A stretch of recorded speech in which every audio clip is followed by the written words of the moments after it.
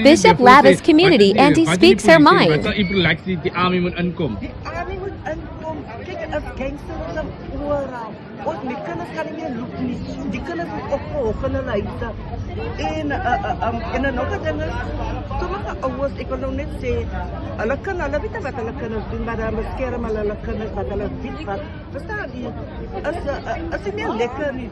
Back in the day was okay, wat jy Die nasionale regering moet die polisie van die provinsie te waar.